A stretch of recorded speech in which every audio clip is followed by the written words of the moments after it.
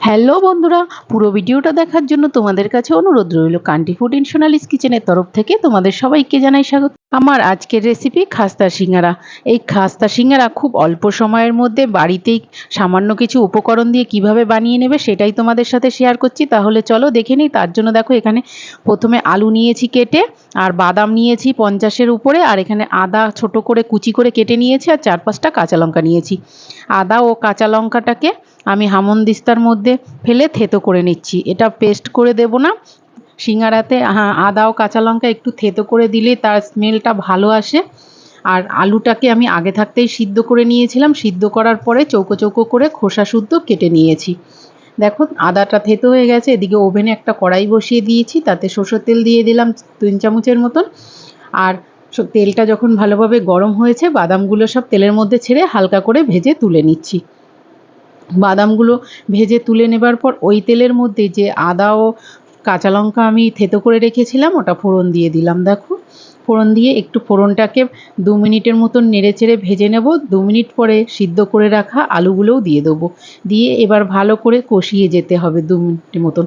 2 minute কষিয়ে নেবার পর তাতে 1/2 চামচ হলুদ গুঁড়ো আর স্বাদ মতন লবণ দিয়ে দিচ্ছি। লবণটা দিয়ে আবারও আলুটাকে ভালোভাবে কষিয়ে নিচ্ছি।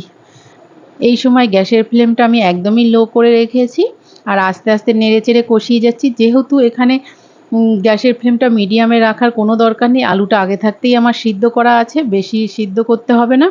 দেখো মশলাটা কষিয়ে নেবার পর বাদামটাও দিয়ে দিলাম। বাদামটা দিয়ে একটু নেড়েচেড়ে তাতে 1/2 বাটির মতন জল দিয়ে দিয়েছি। জলটা দিয়ে একটা ঢাকনা দিয়ে ঢেকে দিচ্ছি।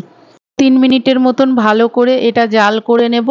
আর এটা হতে হতে আমি ততক্ষণে সিঙ্গারার ময়দাটা মেখে নিচ্ছি। দেখো তার জন্য একটা প্লেট নিয়েছি, তার মধ্যে 1 কাপ ময়দা দিলাম, তাতে স্বাদ মতন লবণ, 1 চামচ চিনি আর 3 চামচের মতন সাদা তেল দিয়ে দিলাম। দিয়ে সব ভালোভাবে ডলে ডলে ময়দার সঙ্গে মিশিয়ে নিচ্ছি।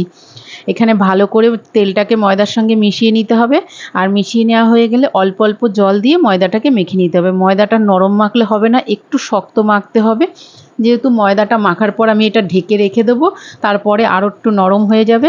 দেখো ময়দাটা মাখাও হয়ে গেছে, আমি ঢাকনাটা তুলে নিয়েছি। আর দেখো যে 1/2 বাটির মতন জল দিয়েছিলাম, জলটাও ভালোভাবে টেনে গিয়ে একটু নেড়েচেড়ে মিশিয়ে নিচ্ছি। আর ওপর থেকে দেখো এই ভাজা জিরে ও ধনে গুঁড়ো করে নিয়েছি, সেই গুঁড়োটা দিয়ে দিলাম। দিয়ে আবারও সব নেড়েচেড়ে মিশিয়ে নিলাম। এই জিরে ও ধনেটা আমি শুকনো খোলায় ভেজে নিয়ে গুঁড়ো করে নিয়েছিলাম। আর এখানে ধনে পাতাটা সবশেষে দিয়ে দিলাম। এটা অপশনাল, তোমরা চাইলে দিতেও পারো, নাও দিতে পারো। আর ঝাল ও নুনটাকে ব্যালেন্স করার জন্য সামান্য একটু মিষ্টি দিয়েছিলাম। দিয়ে নামিয়ে নিয়েছি, ওটা পাখার তলে রেখে দিয়েছি ঠান্ডা হওয়ার জন্য। দেখো ময়দার ডোটা আমার কত সুন্দর নরম হয়ে গেছে। আমি লেচি কেটে নিয়েছি। প্রথমে ছোট করে একটা লেচি কেটে নিয়ে এলাম, সেই লেচিটা একটু শুকনো ময়দা দিয়ে বেলে নিচ্ছি। একদম রুটির আকারে গোল করে বেলবো। খুব বড়ও বেলবো না আর খুব ছোটও বেলবো না, মাঝারি টাইপের বেলে নিয়েছি। একটা ছুরি দিয়ে মাঝখান থেকে আমি 2 টুকরো করে নিচ্ছি। প্রথমে এখানে 1 টুকরো চারিপাশে আমি হাতে জল লাগিয়ে জলটাকে চারিপাশে লাগিয়ে দিচ্ছি। দেখো এইভাবে চারিপাশে লাগিয়ে দেওয়া হয়ে গেলে এইভাবে একটা ভাঁজ দিয়ে নিচ্ছি। 2 কোণা 2 পিসে উল্টে দিয়ে ভাঁজ দিয়ে নিলাম। দেখো পুরো হাতের মধ্যে এইভাবে নিয়ে নিলাম। এবার পুরটা নিয়ে এলাম, চামচে করে নিয়ে এর মধ্যে দিয়ে দিচ্ছি। চামচ দিয়ে ঠেসে ঠেসে ভরে দিতে হবে পুরটাকে। আর পুরটা ভালোভাবে যখন ঠান্ডা হয়ে যাবে তখনই দিতে হবে, ঠান্ডা না হলে গরম পুর দিলে হবে না। কিন্তু এখানে পুরটা ভালোভাবে ঠান্ডাও হয়ে গেছে। দেখো মুখটা এইভাবে চেপে মুখটাও মেরে দেওয়া হয়ে গেছে, আর কোনাগুলো একটু সুচালো করে দিলাম। এইভাবে আমি সবগুলোই তৈরি করে নিয়েছি। দ্বিতীয়টাও তোমাদেরকে আরেকবার করে দেখাচ্ছি। দেখো এটারও চারি সাইডে জল দিয়ে এইভাবে ভাঁজ দিয়ে নিলাম। নিয়ে হাতের মধ্যে নিয়ে নিলাম। এর মধ্যে এবার পুর দিয়ে দেবো। এখানে সিঙ্গারার পুরটা আমি একটু বেশি বেশি করেই দিয়েছি, যাতে সিঙ্গারাটা মোটাও হয় আর খেতেও খুব ভালো লাগবে। দেখো এইটাও সেমভাবে দিয়ে মুখটাকে চেপে আটকে দিলাম। আটকে দেবার পর এই কোনাগুলো একটু সুচালো করে দিলাম যাতে দেখতে সুন্দর লাগে। সবগুলো আমার রেডি করা হয়ে গেছে, একটা প্লেটের মধ্যে তুলে নিয়েছি। এবার ভেজে নেবার পেলা। তার জন্য আগে থাকতে আমি ওভেনে একটা কড়াই বসিয়ে দিয়েছি, তাতে পরিমাণ মতো তেল বসিয়ে দিয়েছি। তেলটা যখন ভালোভাবে গরম হয়ে গেছে তখন গ্যাসের ফ্লেমটা একদম লো করে দেবার পর এক এক করে সিঙ্গারাগুলো তেলের মধ্যে ছেড়ে দিলাম। আর এখানে 5টা প্রথমে আমি দিয়েছি, ছেড়ে দিয়ে একটু খুন্তি দিয়ে তেল উপরে ছিটিয়ে ছিটিয়ে দিচ্ছি যাতে উপরটাও ভালোভাবে ফুলে ওঠে। আর সিঙ্গারাগুলো ছাড়ার পর গ্যাসের ফ্লেমটা আমি মিডিয়ামে করে দিয়েছি। এইভাবে উল্টে পাল্টে লাল লাল করে ভেজে নেব।